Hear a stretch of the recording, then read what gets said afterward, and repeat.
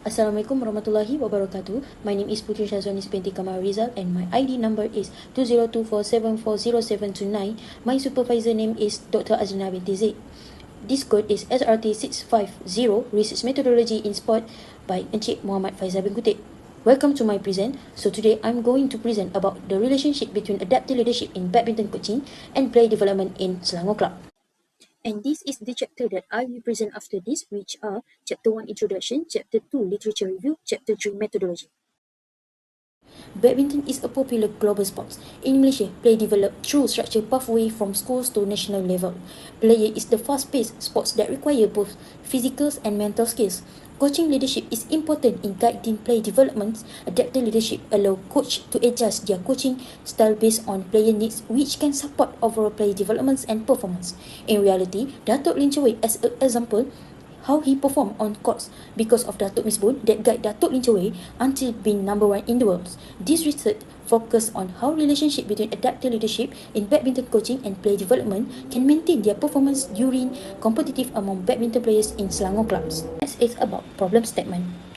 Insufficient understanding and application of adaptive leadership in badminton coaching may hinder player development, performance consistency, and long-term success. This issue is reflected in frequent withdrawals from major tournaments, early exit in international competitions, low mental resilience among players, limited coach adaptability to players' changing needs, gaps in structured player development program, and weak leadership and accountability within BAM in supporting player developments and well-being. This is, for example, Lizija, the national player badminton number 7 in the world. Next, I have got 3 research questions and 3 research objectives for my topic and 1 hypothesis to look that there is a significance of relationship between adaptive leadership in badminton coaching and player development in Selangor Club. For research objective that I have got 3 points which are to determine the level of adaptive leadership in badminton coaching among player in Selangor Club. Number 2 is to determine the level of player developments among badminton players in Selangor clubs. And lastly, to examine the relationship between adaptive leadership in badminton coaching and player development in Selangor Club. Significance of study. There is 4 significant that we got through, which are academic, industry, community, and governments. For academic, this study expands knowledge on adaptive leadership in badminton and provides useful reference for future research on leadership in sports. Number 2 is industry. The findings have improved coaching effectiveness in badminton clubs and support the development of adaptive leadership training for coach. Number 3 is community. This research raised awareness of the importance of positive leadership in sports and helps strengthen coach-athlete relationship and community participation. And lastly, the government. The study offers evidence-based recommendation for KBS and MSN and support the National Sports Policies 2030 in improving coaching quality and athlete development. Let's take a look about delimitation and limitation. For delimitation, this study focuses on badminton players who are currently training at club in Selangor. Players from club outside Selangor are excluded. The research only involves badminton and does not include other sports. A quantitative research design is used through a structured questionnaire. Only players who have trained under their coach for more than 6 months are included. Next, this study has several limitations. First, the data were collected by using self-reported questionnaire, so response may be influenced by honesty or personal bias. Second, the sample was limited to selected badminton clubs in Selangor, which may affect the generalizability of the findings to all players in Malaysia. Third, data collection was conducted within a limited time period. And finally, the unequal number of male and female participants may be influenced perception of coaching leadership. There is 3 operational terms which are adaptive leadership, badminton coaching, and player developments. Adaptive leadership refers to a flexibility coaching approach where coach adjusts their strategies based on player needs. It focuses on communication, decision making, and problem solving, and is measured through questionnaire response. Number 2 is badminton coaching, refer to a systematic training process that includes skills instruction, training planning, feedback, and match preparation in Selangor Badminton Club. Number 3 is player development, refers to the long-term improvement of athletes, including technical, physical, mental, and performance aspect. It is based on player perceived improvement and is influenced by coaching practice. Next, the chapter 2 is about literature review. First, adaptive leadership in sport coaching highlight the difference between technical and adaptive challenge where coach needs innovation solution, and continuous learning.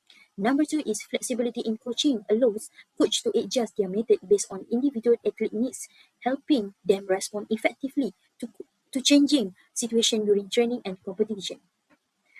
The third is problem solving and decision making during match are dynamic process as it rely on mental representation to read game situation and make quick anticipatory decisions.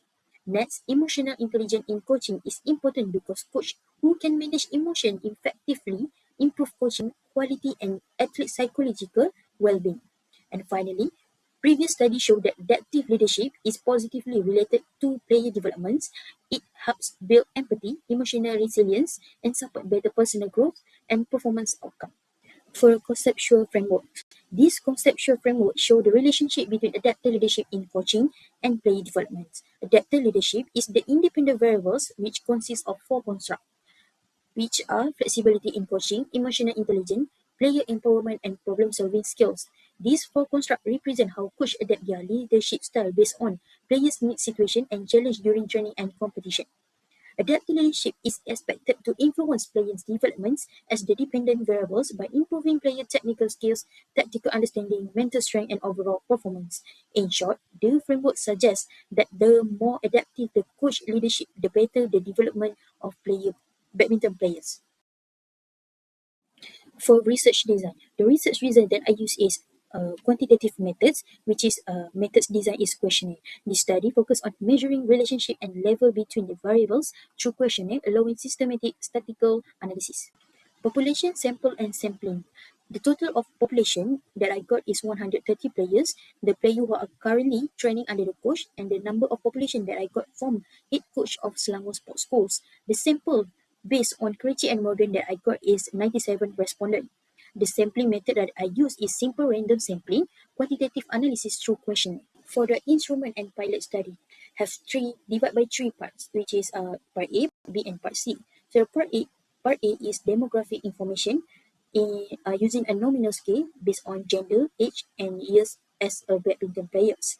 And part B is the independent variables relationship between adaptive leadership in badminton coaching, which is for construct, which is flexibility in coaching, emotional intelligence on the court, problem solving during match, and empowerment of players. This item in overall is 40 items with Cromba Alpha, which is flexibility in coaching 0.90, emotional intelligence 0.92, problem solving during match 0.92, and empowerment of players is 0.93.